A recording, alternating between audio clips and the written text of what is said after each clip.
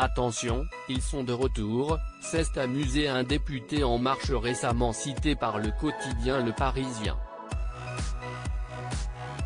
À l'heure où l'élection présidentielle de 2022 approche à grands pas, Emmanuel Macron laisse planer le doute sur une potentielle candidature, alors que les prétendants à l'Élysée se bousculent. Mais selon nos confrères, un changement important au sein de la majorité laisse entendre qu'il pourrait bien briguer un second mandat.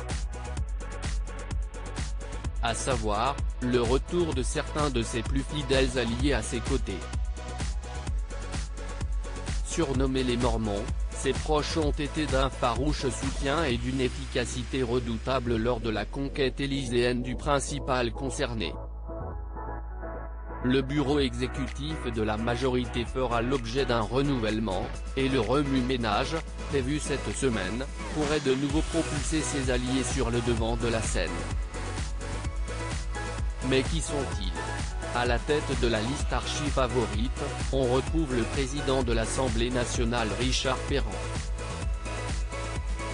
L'ex-porte-parole du gouvernement Sébastien Diaye fait aussi une apparition, bien qu'elle soit désormais affiliée à ADECO. Troisième en ligne, le conseiller politique d'Emmanuel Macron, le eurodéputé Stéphane Séjourné. Anne de Beyzé, l'ancienne secrétaire générale adjointe de l'Élysée, fait aussi partie de ce cercle restreint. Ismaël Emelien, ancien conseiller spécial du chef de l'État est un autre non cité, malgré ses bisbilles avec Brigitte Macron.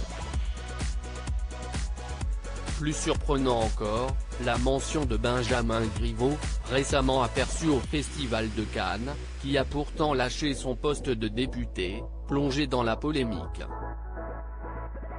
Emmanuel Macron pourrait-il remplir?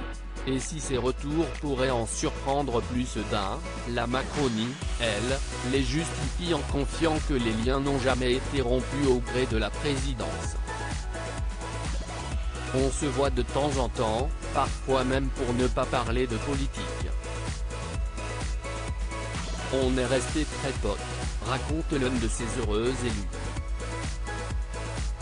Personne n'est dupe, comme le fait savoir un parlementaire. Tous ces mouvements, ce n'est pas anodin, a analysé celui-ci, Macron leur a demandé de revenir dans le parti pour y mettre un peu d'ordre. Si est clairement le signe que dans l'arrière-boutique macroniste, on se prépare en vue de 2022. Reste à savoir si la bande aura droit à la même chance qu'en 2017.